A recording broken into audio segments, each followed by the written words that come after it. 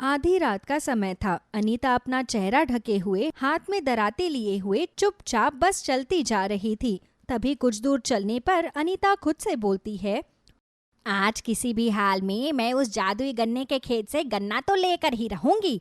जो भी उस गन्ने के खेत से गन्ना अपने घर लेकर आता है, उसका घर धन से भर जाता है और मैं धनवान बनना चाहती हूँ। खुद से बात करते करते अनीता काफी दूर एक बहुत बड़े गन्ने के खेत में पहुंच जाती है। उस खेत में बड़े ही लंबे लंबे और सुंदर गन्ने लगे हुए थे। रात के अंधेरे में भी उन गन्नों में से एक अजीब तरीके का प्रकाश उत्पन्न हो रहा था, जिससे आसपास धीमी धीमी रोशनी फैल रही थी। तभी उन गन्नों को देखकर अनीता बोलती है, अब मैं जल्दी से इस खेत से गन्ने ले लेती हूँ और उसके बाद मैं उन गन्नों को अपने साथ ले जाऊंगी और फिर मुझे अमीर बनने से कोई नहीं रोक सकता, कोई भी नहीं। ऐसे ही अनीता गन्ने के खेत में जब पहला कदम रखती है तो उसे जोर का बिजली के झटके जैसा झटका लगता है और वो दूर सड़क पर जा गिरती है। अनीता खुद को संभालती है और फिर से गन्ने के खेत में जाने की कोशिश करती है, पर फिर से उसे जोर का झटका लगता है और वो सड़क पर गिरती है। अनीता बार बार प्रयास करती है, पर वो गन्ने के खेत में दाखिल नहीं हो पाती।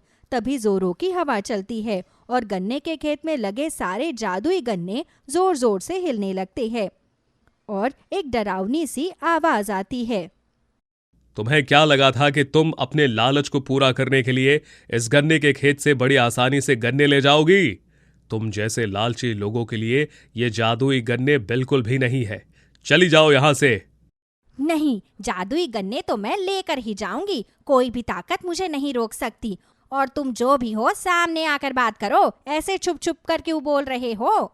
अपनी सलामती चाहती हो तो चली जाओ, वरना आगे तुम्हारे साथ बहुत बुरा हो सकता है और हम नहीं चाहते कि तुम्हारे साथ कुछ भी ऐसा वैसा हो। इसीलिए अभी भी वक्त है। अपनी सलामती को ध्यान में रखते हुए चली जाओ यहां से। मैं यहाँ से जादुई गन्ना लेने आई हूँ और लेकर ही जाऊंगी। जब तक मैं जादुई गन्ना नहीं लूंगी तब तक मैं नहीं जाऊंगी। शायद तुम्हें अभी हमारी शक्ति का अंदाजा नहीं है। ये मत भूलो कि हम जादुई गन्ने हैं और हमारे पास बहुत सारी जादुई शक्तियां हैं। इसीलिए हमसे भिड़ने की कोई जरूरत नहीं है। अनीता फिर से पूरी हिम्मत के साथ खड़ी होती है और खेत के अंदर जाने लगती है। लेकिन इस बार जादुई गन्ने के खेत से दो गन्ने अपने आप ही निकलकर बाहर आते हैं और अनीता को मारना शुरू कर देते हैं। अनीता ये सब देखकर घबरा जाती है और वहां से चली जाती है, जिसके बाद वो गन्ने वापस से खेत में जाकर अपने स्थान पर खड़े हो जाते हैं और अनीता अपने घर पहुंचती है, जहां पर उसका पति हरी उससे बोलता है, अरे ये क्या, तुम खाली हाथ वापस क्यों आ गई? और ये क्या हालत हो गई है तुम्हारी? अरे वो जादुई गन्ने के खेत से तो गन्ने निकाल कर लाना इतना आसान नहीं है। मैंने बहुत कोशिश की लेकिन अंदर ही नहीं जा पाई और मुझे तो कुछ भी समझ में नहीं आ रहा कि इतनी कोशिश करने के बावजूद मैं कामयाब क्यों नहीं हो पाई। तो फिर अब हम क्या करेंगे?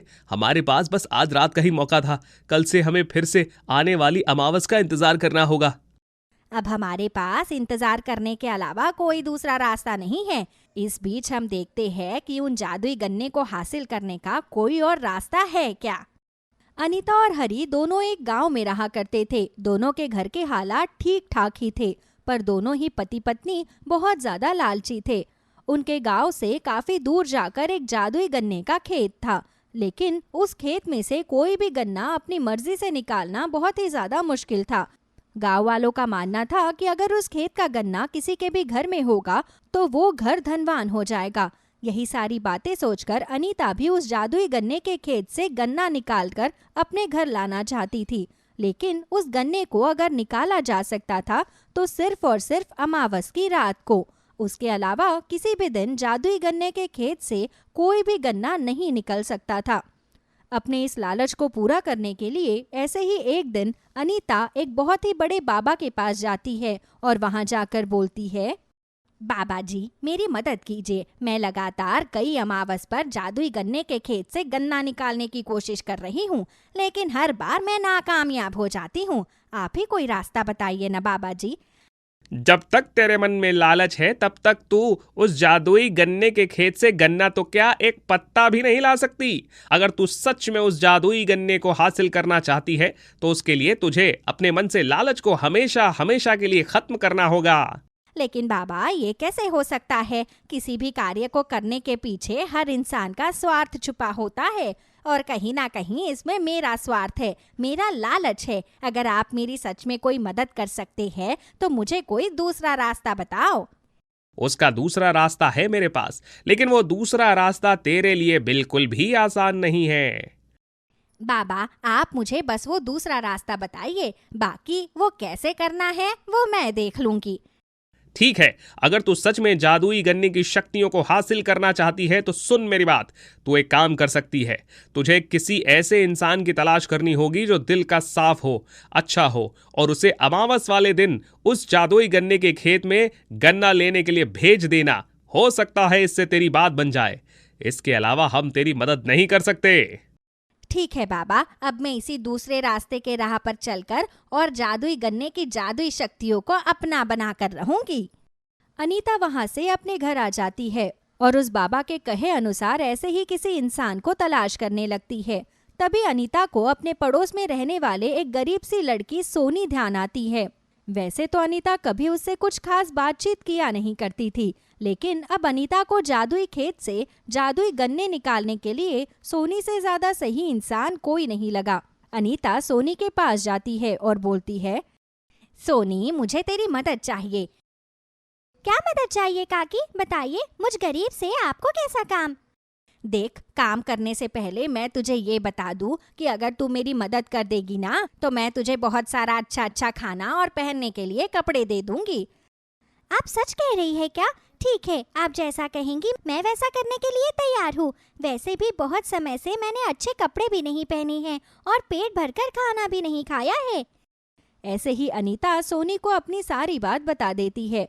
दिन गुजरते चले जाते हैं और अमावस की रात आने वाली होती है और अनीता सोनी से कहती है, कल रात तुझे जाना है सोनी, उस जादुई गन्ने के खेत में गन्ना लाने के लिए। हाँ हाँ, मुझे याद है। आप मेरे साथ तो चलेंगी ना वहाँ पर? मैं तेरे साथ ही चलूंगी, लेकिन खेत के अंदर तुझे अकेले ही जाना होगा। आप चिंता मत कीजिए, अंदर तो मैं अकेले चली जाऊंगी। बस आप मेरे साथ वहाँ तक चलना, क्योंकि मुझे रास्ता नहीं पता। अगले दिन अमावस की रात को अनीता सोनी को लेकर फिर से उस जादुई गन्ने के खेत में पहुंचती है।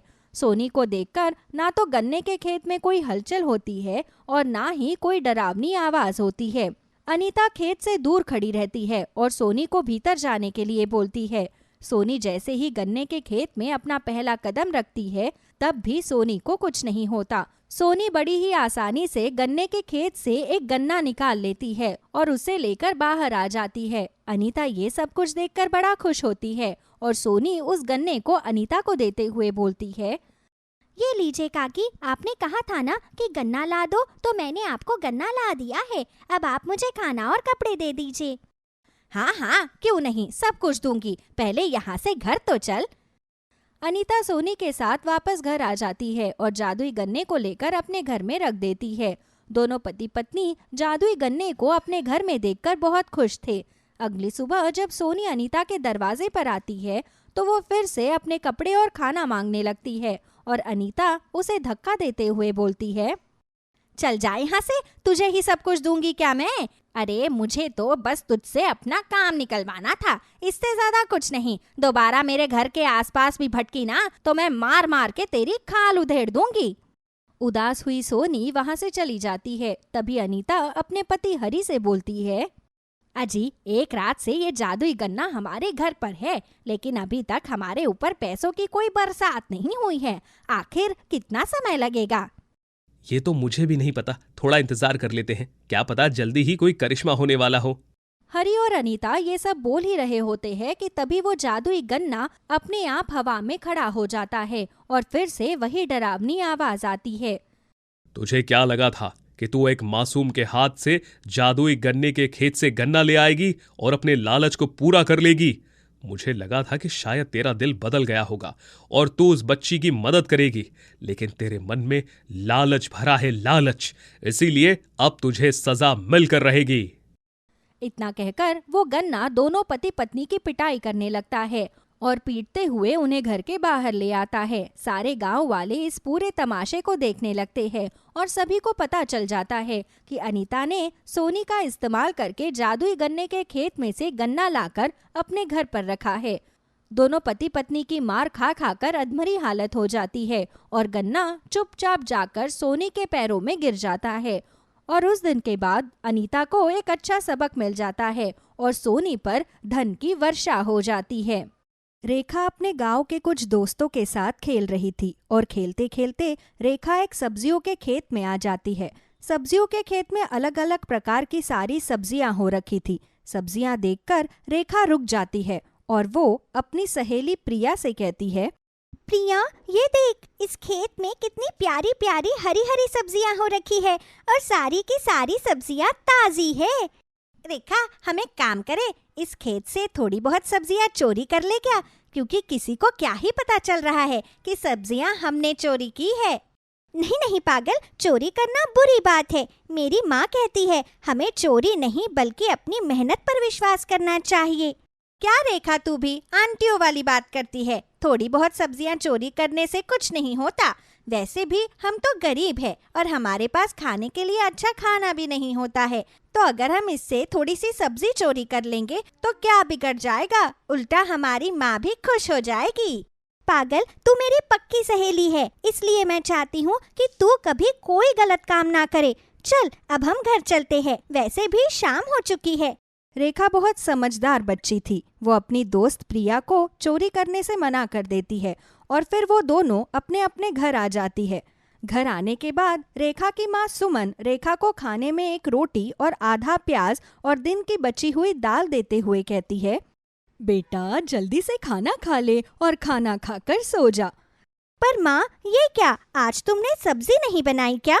लेकिन बेटा, सब्जी बनाने के लिए सब्जी भी तो चाहिए ना, और सब्जी खरीदने के लिए मेरे पास बिल्कुल पैसे नहीं थे, इसलिए मैंने आज सिर्फ रोटी ही बनाई है। बाकी दिन की दाल भी बच गई थी, इसलिए मैंने सोचा क्यों ना आज हम दिन की दाल खाकर ही गुजारा कर ले। अच्छा ठीक है माँ, आप प्यार से मुझे जो खिलाएंगे मैं वही खा लूंगी। और माँ, एक दिन ऐसा आएगा जब हम भी अच्छा खाना खाएंगे माँ, और मैं भी सभी बच्चों की तरह पढ़ने जाऊंगी। इस गांव में हमारी बहुत इज्जत होगी माँ। कितनी छोटी है तू, पर कितना बोलती है। बेटा, भगवान तेरे हर सपने को पूरा करे, जो तू चाहती है वो पूरा हो बेटा। वैसे तो बच्चों को खाना खिलाना बहुत मुश्किल होता है, लेकिन रेखा बहुत समझदार थी। वो खाने में कोई ड्रामा नहीं करती थी। उसकी माँ उसे शांति से जो खाने के लिए दे देती थी वो चुपचाप खा लिया करती थी। रात को खाना खाकर सुमन और रेखा दोनों ही सो जाती है। अगले दिन रेखा अपनी सहेली प्रिया के साथ फिर खेल रही होती है। तभी रेखा खेलते खेलते फिर से सब्जियों के खेत में आ जाती है और रेखा को तभी एक बड़ा ही अनोखा लाल शिमला मिर्च दिखाई देता है। लाल शिमला मिर्च को देखकर रेखा शिमला मिर्च के पास जाती है। अरे, ये कैसा शिमला मिर्च है? भला लाल शिमला मिर्च भी होता है क्या? मैंने तो आज तक कभी लाल शिमला मिर्च नहीं खाया। मेरी माँ तो हमेशा हरी शिमला मिर्च की सब्जी खिलाती है। अरे बुद्धू लड़की, इस दुनिया में लाल शिमला मिर्च भी होती है। क्या तुम बोल सकते हो? यानी कि तुम कोई भूतिया शिमला मिर्च हो। तुम्हारे अंदर जरूर कोई चुड़ैल छुपी हुई है, तभी तो तुम बोल सकते हो ना। अरे बुद्धू लड़की, मैं कोई भूतिया शिमला मिर्च नहीं बल्कि जादुई लाल शिमला मिर्च हूँ। लाल शिमला मिर्च को बोलता हुआ देखकर रेखा डर जाती है और वो वहां से भागने की कोशिश करती है, लेकिन तभी वो लाल शिमला मिर्च विशाल शिमला मिर्च का रूप ले लेता है और वो अपने लंबे लंबे हाथों से रेखा को अपनी ओर खींचता है। रेखा बहुत डर जाती है। तभी वो शिमला मिर्च रेखा से कहता है, मेरी बातें बिना सुने तुम यहाँ से कैसे जा रही हो और तुम्हारी हिम्मत कैसे हुई मेरे खेत में आने की? मैं बहुत दिनों से देख रहा हूँ कि तुम अपनी दोस्त के साथ मेरे खेत में आकर खेलती हो। खेत कोई खेलने की जगह होती है? देखो, मुझे माफ कर दो, मुझे नहीं पता था कि ये तुम्हारा खेत है और बच्चे तो खेलते खेलते कहीं भी चले जाते हैं। नहीं नहीं, तुम इस खेत में आई हो इसीलिए अब तुम्हें सजा मिलेगी। मैं तुम्हें खाऊंगा और तुम्हें खाकर मुझे बड़ा आनंद आएगा और मेरा पेट भर जाएगा। नहीं नहीं, भगवान के लिए तुम मुझे मत खाओ। तुम्हें पता है मेरी माँ मुझसे बहुत प्यार करती है और अगर तुमने मुझे खा लिया तो मेरी माँ तो अकेली ही हो जाएगी ना। क्योंकि मेरी माँ के पास मेरे अलावा और कोई नहीं है। मेरे तो पापा भी नहीं है और ना ही मेरा कोई भाई बहन है। पर मैं तो फिर भी तुम्हें खाऊंगा। पर क्यों? मैंने तो कुछ भी नहीं किया। तुम मुझे क्यों खाना चाहते हो? और तुम तो एक सब्जी हो। इंसान को खाकर तुम्हें क्या मिलेगा? तुम बहुत प्यारी हो रेखा, और मैं तुम्हें नहीं खाऊंगा। मैं तो बस तुम्हें ऐसे ही डरा रहा था। पर तुम तो बहुत अच्छी हो। इतनी छोटी सी हो पर अपनी मम्मी के बारे में बहुत सोचती हो। इससे समझ में आता है कि तुम कितनी समझदार हो। अच्छा चलो, मैं तुम्हें अपनी तरफ से कुछ देना चाहता हूँ, और अगर तुम्हें वो चाहिए तो उसके लिए तुम्हें मेरे अंदर जाना पड़ेगा। अच्छा, तुम मुझे बेवकूफ समझते हो? चाहते हो कि मैं तुम्हारे मुंह के अंदर जाऊं और तुम मुझे खा लो? नहीं नहीं रेखा, मैं तुम्हें नहीं खाऊंगा, बल्कि मैं तो तुम्हारी मदद करना चाहता हूँ। मुझ पर विश्वास करो। एक बार तुम मेरे मुंह के अंदर आ जाओ और तुम्हें अंदर हर प्रकार के अलग अलग सब्जियां दिखाई देंगी। उनमें से तुम कोई भी एक सब्जी उठाकर बाहर ले आना। शिमला मिर्च की बातें सुनकर रेखा का डर एकदम से खत्म हो जाता है और वो जादुई लाल शिमला मिर्च के अंदर जाती है, जहाँ पर बहुत सारी अलग अलग प्रकार की सब्जियां रखी थी। जादुई लाल शिमला मिर्च के कहे अनुसार रेखा अंदर से एक छोटा सा लाल शिमला मिर्च उठाकर बाहर आ जाती है। लाल शिमला मिर्च को देखकर जादुई शिमला मिर्च मुस्कुराता है और वो रेखा से कहता है, अच्छा, तो मतलब तुम मेरे अंदर से मेरी तरह एक छोटा सा लाल शिमला मिर्च उठाकर लेकर आई हो। वैसे ये लाल शिमला मिर्च को आम शिमला मिर्च मत समझना। जादुई है ये जादुई लाल शिमला मिर्च। हमेशा तुम्हारी मदद करेगा। तुम इस शिमला मिर्च की मदद से अपनी सभी इच्छाओं को पूरा कर सकती हो, लोगों की मदद भी कर सकती हो। तुम्हारा बहुत बहुत शुक्रिया जादुई लाल शिमला मिर्च। रेखा बहुत खुश होती है और वो खुशी खुशी अपने घर आती है और घर आकर अपनी माँ को जादुई लाल शिमला मिर्च की सारी बात बताती है। अच्छा, अगर सच में ये जादुई शिमला मिर्च है तो इससे हम अपने साथ साथ लोगों की भी मदद करेंगे, क्योंकि हमने गरीबों को बहुत करीब से देखा है, इसलिए हम सब की मदद करेंगे। सुमन और रेखा दोनों जादुई लाल शिमला मिर्च पाकर बहुत खुश थे। एक दिन रेखा अपनी माँ से कहती है, माँ, मेरा भी स्कूल जाने का बहुत मन करता है। मेरा भी मन करता है कि मैं भी पढ़ाई में मन लगाऊं, पर आप तो जानती ही हो कि हमारे गांव में कोई स्कूल ही नहीं है और जितने स्कूल है वो सब दूर है। हाँ बेटा, ये तो बहुत बड़ी समस्या है और इस पर आज तक कभी किसी ने कोई ध्यान नहीं दिया। पर कोई बात नहीं, हमारे पास जादुई लाल शिमला मिर्च है ना। हम जादुई लाल शिमला मिर्च की मदद से इस गांव में एक स्कूल बनवाएंगे। रेखा और सुमन ने मन बना लिया था कि अब वो गांव के सभी के लिए एक स्कूल बनवा कर ही रहेंगे और इसमें जादुई लाल शिमला मिर्च उनकी पूरी मदद करता है।